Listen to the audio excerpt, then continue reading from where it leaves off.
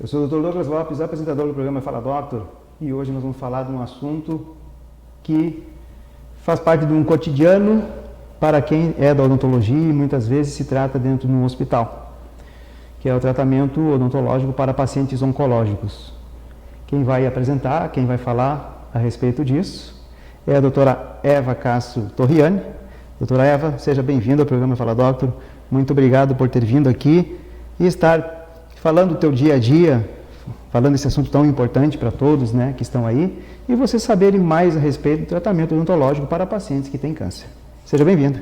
Obrigada pelo convite, Douglas. O Douglas é um colega e amigo muito querido, né? E para mim é um prazer estar aqui com ele, com vocês hoje, para falar de um tema muito relevante, né? E que é a minha rotina dentro do consultório e dentro do hospital. Bom, então, para que a gente possa já começarmos, muitas vezes a gente fala sobre saúde bucal no modo geral, de escovação, mas a gente está indo agora para uma enfermidade, uma doença que ela é mais agressiva, né? E como se dá isso no teu dia a dia de clínica? Bem, então, tratar paciente oncológico, né, demanda um conhecimento inicialmente sobre a forma de assistência, né, que é uma forma de assistência interdisciplinar, então envolve mais de uma especialidade, né? Claro, tem um médico assistente do paciente, mas como outras doenças é necessário então uma equipe, né, para assistir toda essa doença tão relevante, né? Sim. E a odontologia, então, trabalha de forma interdisciplinar, onde tem o diálogo, né, a importância do diálogo entre a enfermagem, toda a equipe, né, o médico assistente, o dentista, o físio e a fono, para que a gente possa, juntamente, né, com a família também desse paciente, estabelecer o melhor tratamento, né, o melhor plano de tratamento para esse paciente. Sim. Tu, como uma especialista em bucomaxilo facial e também mestre em patologia bucal, também tem muitos pacientes que são indicados de colegas, né? Não só também de dentistas, como também de médicos e outros, né? Isso. Hoje, a maioria, eu acredito que 90% dos pacientes que eu recebo são indicação, né? A maioria dos oncológicos já vem, né, do médico que está assistindo aquele paciente, e o momento, né, sempre perguntar qual é o melhor momento para o dentista, para o paciente procurar o cirurgião dentista. Esse paciente está com câncer, então o ideal seria que ele procurasse quando recebe o diagnóstico, né? Sim. Então, para a gente conseguir fazer uma avaliação mais detalhada, um planejamento, né, trabalhar de forma preventiva e não só, né, curativa, orientar esse paciente sobre as principais complicações bucais que vai acometer, né, no decorrer, no caso do tratamento, seja ele quimioterapia, cirurgia, radioterapia, né? Então é importante que esse paciente saiba, né, o que pode acontecer na boca dele durante esse tratamento. Sim. Claro que agora falaste de prevenção, e eu gosto muito de falar de prevenção, né? Muitas vezes se pode fazer o autoexame, né? Então a pessoa mesmo, ela por vezes está em casa e sentiu alguma coisa diferente no olhar a sua boca ou até mesmo olhar a sua face. Aconteceu que está estranho na boca ou às vezes na face. E muitas vezes são pessoas que não procuram uma parte... Exatamente, ficam com medo daquela alteração e não vão ao dentista. E ali fica, né? Então a gente sabe que toda lesão que não cicatriza, né, em 15 dias, ela deve ser feita uma avaliação, né? Para a gente ver se é uma causa de uma inflamação, né, uma prótese que está mal adaptada, ou se é, né, uma neoplasia, se é uma mancha branca, uma lesão que aconteceu ao acaso, língua, na bochecha. Exatamente, existem áreas, né, que a gente toca a luz, né, amarela ali, que a gente precisa muitas vezes fazer uma biópsia, né, para fechar um diagnóstico, mas é importante então esse cuidado do acompanhamento ao dentista, né, durante a cada 6 meses ou anual, então depende de paciente para paciente. Sim, às vezes pessoas que ficam se mordendo no mesmo lugar E aí fica toda aquela modificação no lábio, ou até mesmo às vezes na língua, e aí fica sempre aquela lesão ativa e o meio celular mudando. E nesse caso tem um fator, né, psicológico junto, então mais uma vez a gente não consegue tratar, somatiza, né, se tu for pensar no conceito de saúde, ele nunca vai ser atingido com uma única especialidade, né? Então quando a gente observa o mordiscar, tem muita, hoje em dia cada vez mais, né, paciente com DTM, do apertamento em função da ansiedade, mordiscamento em lábio, então a gente observa também isso. Então é de fundo emocional. Sim. Então a gente orienta o paciente, mas não tem o que a gente faça dentro do consultório ali para que ele possa, né, modificar esse hábito. Sim. Né?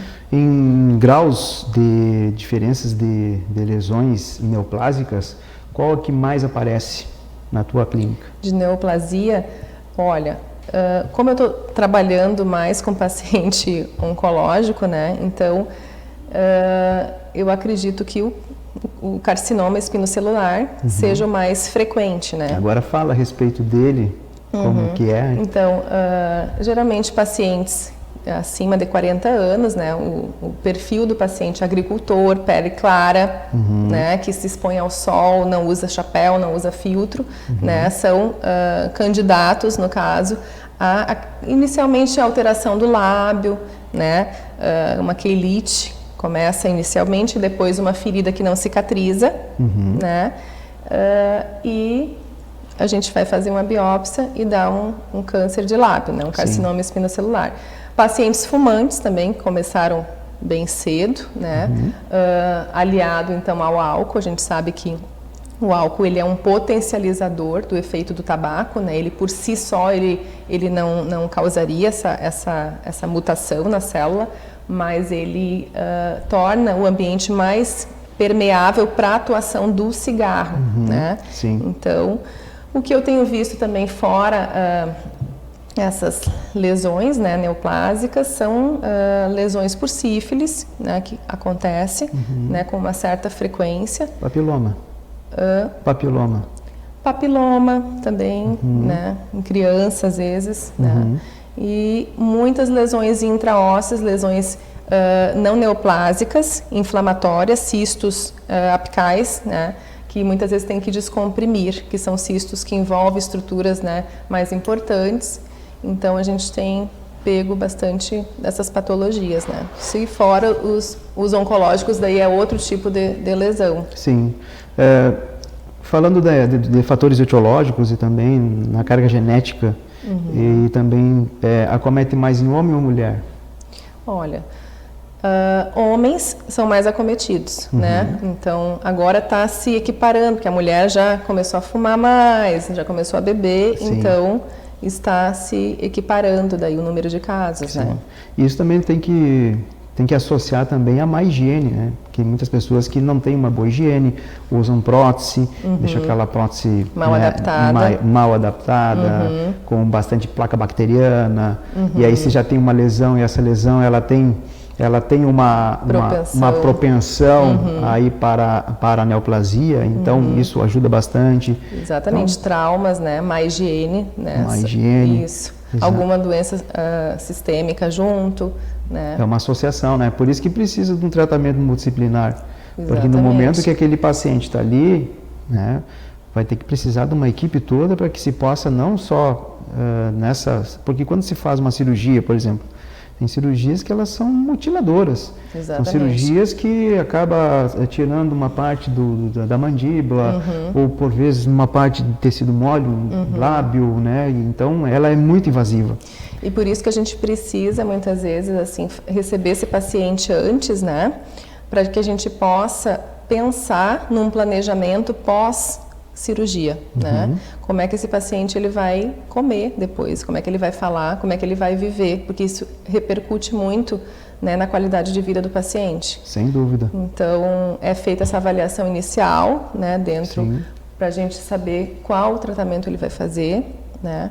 Qual muitas vezes que aparelho de radioterapia, quando é radioterapia em cabeça e pescoço, qual aparelho que ele vai fazer, se é um MRT, se é um 3D convencional. O que é o MT? O IMRT é um aparelho mais moderno, ele é mais colimado, então ele salva estruturas adjacentes ao tumor, né? Então ele já, de certa forma, ele já é um aparelho de prevenção para as complicações bucais. Sim. Tá? E a gente sabendo que tipo de aparelho, qual é a dose que vai receber aquele paciente, em que região a gente consegue mapear para depois, né, que o paciente terminar o tratamento, a gente conseguir reabilitar ou não, com implante, ou prótese, ou prótese bucomaxilo. Também. Né? Então a gente precisa entender um pouquinho do que vai ser feito, qual é o planejamento, né, para esse paciente, tanto da parte de conversar, às vezes, com o físico que vai calcular ali a dose, né, e quanto que chega, eles mandam, às vezes, mapeado, para que a gente possa, às vezes, precisa fazer uma extração no meio do tratamento, porque esse paciente chegou, ele não chegou quando recebeu o diagnóstico, ele já chegou, e isso acontece no meio do tratamento, no meio da rádio, ou no meio da químio. Sim. Né? E como que a gente vai atender esse paciente no meio do tratamento, né? Até onde a gente pode ir. Então, todos esses dados são importantes para a gente conseguir oferecer para o paciente o melhor tratamento. Certo. E a questão do acompanhamento é importante, porque até mesmo porque pode ter no futuro um retorno desse Exatamente. Então, assim, câncer. As principais complicações, elas é a mucosite, né, que é inflamação na mucosa, na língua, no lábio, que é semelhante a aftas, então incomoda bastante e dependendo do grau de mucosite, o paciente ele não consegue nem se alimentar. E muitas vezes tem que interromper a químio, né, tem que pular uma semana, 2, até cicatrizar a lesão, para que ele possa dar continuidade ao tratamento. Né? Então, essa é uma das principais complicações. As outras complicações são infecções oportunistas, né? Como a candidíase, o herpes, né? Que quando baixa a imunidade, essas infecções, elas aparecem também no decorrer do tratamento. Tá? A xerostomia, ela é muito comum em paciente que está em saliva, rádio, né? De cabeça e pescoço, né? A gente sabe a importância, né, Douglas, da saliva. A saliva é muito importante. Então, quem não tem esse problema não sabe. Mas a saliva, ela é a primeira camada de proteção da mucosa. Então, ela possui enzimas que iniciam a digestão. A saliva, ela possui agentes antifúngicos, né, antibactérias, antivírus. E quando tu diminui essa quantidade, seja ela na quantidade ou na qualidade da saliva que é alterada, né, o paciente começa a desencadear essas infecções oportunistas. Então, quem tem prótese total, que usa prótese, não tem saliva, não consegue... Fica vulnerável a outras doenças, né? E não consegue, né, fixar a prótese, vai ter que usar corega. Enfim, então... Uma das complicações assim, que eu estudo no meu doutorado é a osteoradionecrose. Ó, escutaram, né? Osteoradionecrose, que existe a osteonecrose medicamentosa, né, que é devido ao uso de medicamentos que são utilizados para evitar muitas vezes metástase óssea, principalmente em câncer de mama e próstata, né, que é o denosumab, os alendronatos, né, o Zometa. Olha, esse assunto é bem importante para o segundo bloco. Vamos deixar essa deixa para eles. Então, logo estaremos voltando. Até breve.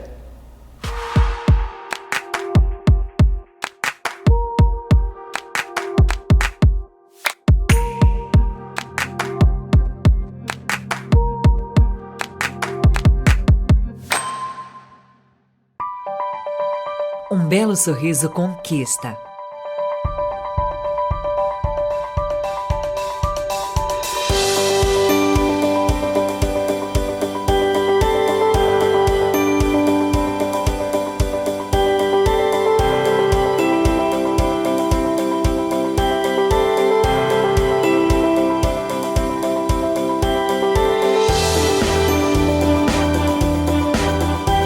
Você já conquistou o seu? Clínica Odonto Doctor, presente em todos os momentos da sua vida.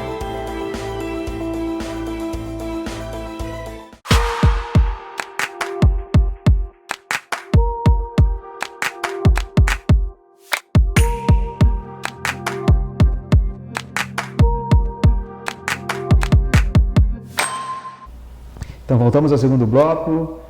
Olha, eu acredito que vocês ficaram com uma pulguinha, né? Para saber a respeito de osteoradionecrose. Isso. Então a doutora Eva vai falar para vocês. E tem algo que está acontecendo também nessa pandemia, né, doutora Eva? Que ela também vai falar. Bem, como vocês podem ver, né, o tratamento oncológico ele não para, né? Então a gente acaba que continua atendendo esses pacientes, né, que estão em tratamento, a maioria no ambulatório, né, ou no consultório e alguns, né, no hospital. Tá? Então segue os tratamentos odontológicos para esse paciente. Bem, eu estava falando com o Douglas sobre uma complicação que ainda não existe, então, um protocolo estabelecido para o tratamento dessa complicação, né, que é a osteonecrose. Existe a osteonecrose medicamentosa, que é quando utilizam-se drogas antirreabsortivas, que os pacientes oncológicos usam essas drogas, muitas vezes para evitar metástase óssea, né? Para evitar dor, muitas vezes. E pacientes que estão na menopausa, né? Às vezes não tem osteoporose, mas já iniciou uma osteopenia e inicia a utilização dos alendronatos, né? Muitas vezes via oral, alguns injetáveis. Então, são drogas que têm um efeito colateral na cavidade bucal, né? E o dentista ele precisa também saber o tempo de uso dessas drogas, né? Claro. Se é injetável, por quê? Porque ela tem esse efeito colateral que é a necrose dos maxilares, né? Por falta de sangue, sim, né? Porque claro, o osso ele fica mais denso, né? E fica menos vascularizado. Então a gente vai ter essas feridas que não cicatrizam. Então para o dentista é uma complicação bem grande. Claro. Dentro do que a gente vem estudando, né? Alguns pacientes a gente trata de forma preventiva com cirurgia, né? Removendo aquela parte da mandíbula ou da maxila que não tem vitalidade, né? Até chegar então no osso viável, né? Que o paciente possa então cicatrizar aquela ferida, tá? Mas a reabilitação desses pacientes muitas vezes é complexa dependendo do tempo que o paciente usou essa droga, tá? Então a reabilitação com implantes e até mesmo com próteses, elas exigem bastante cuidado. Tá. E a parte emocional também desses pacientes fica muito perturbada também, então exige um acompanhamento psicológico, exige um acompanhamento de perto para que elas tenham força de vontade para superar tudo isso. Muitas vezes o que acontece, durante o tratamento existem os efeitos imediatos, né?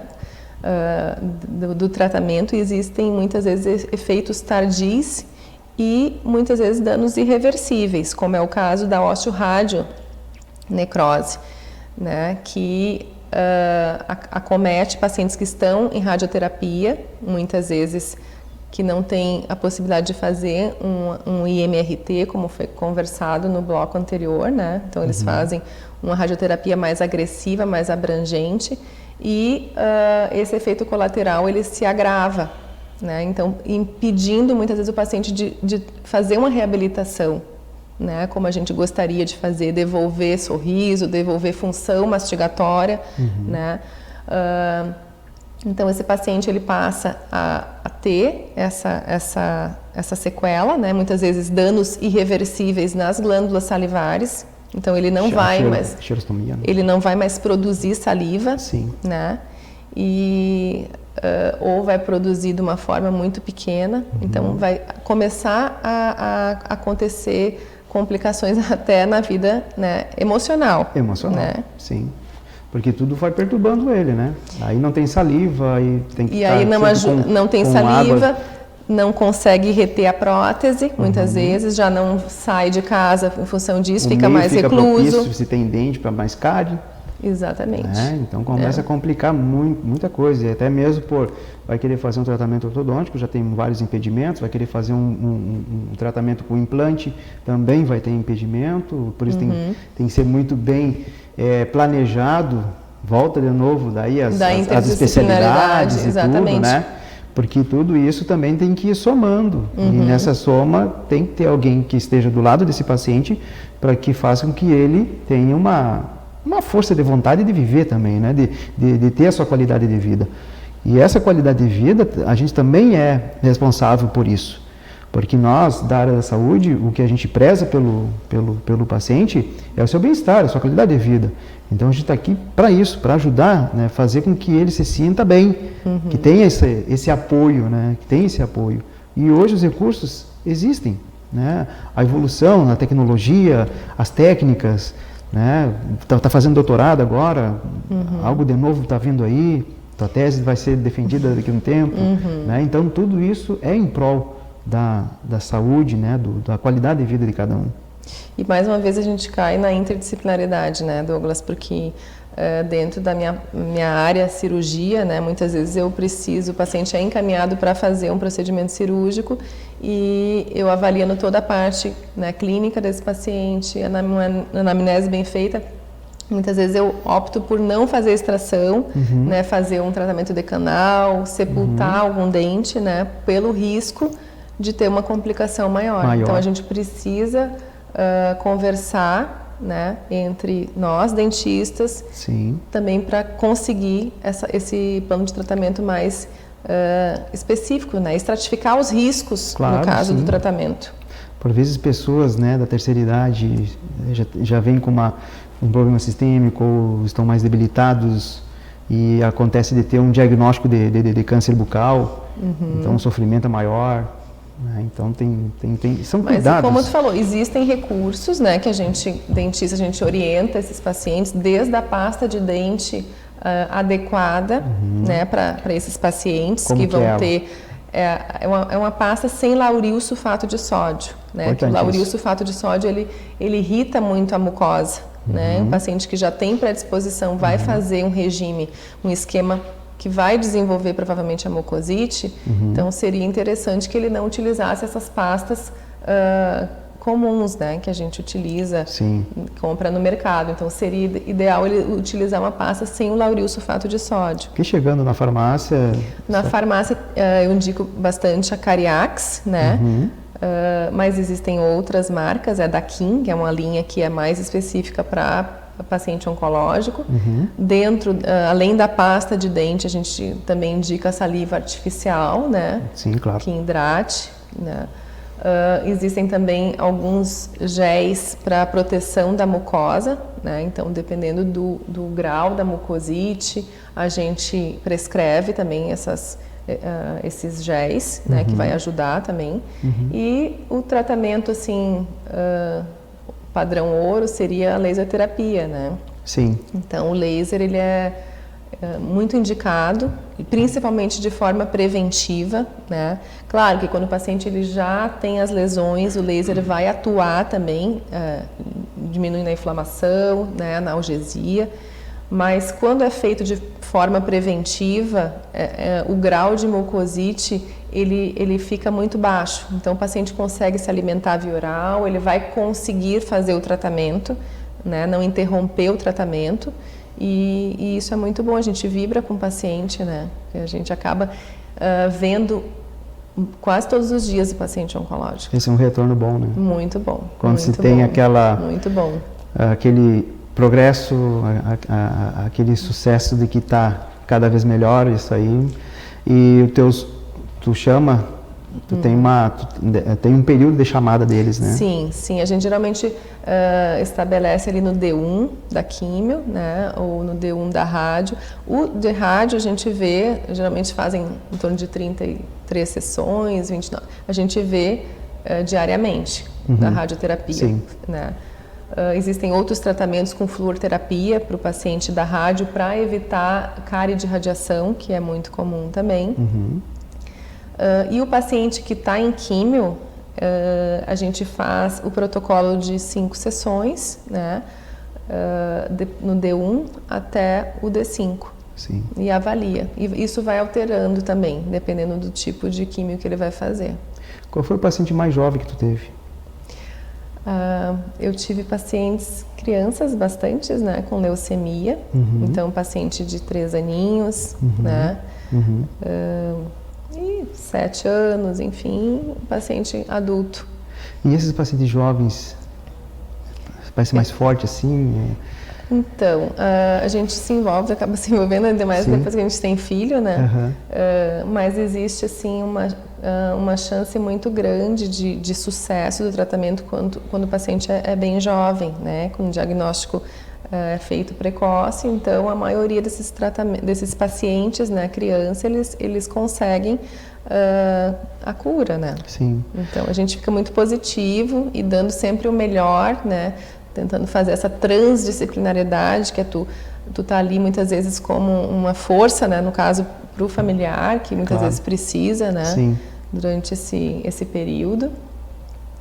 Mas é muito gratificante, a gente vê muitas vezes as crianças no Face, crescidas, já com cabelinho, tendo vida normal, isso nos traz assim uma felicidade, assim, de tratar, né? Sim, apesar da gente ter casos também, né, de que não evoluem tão bem.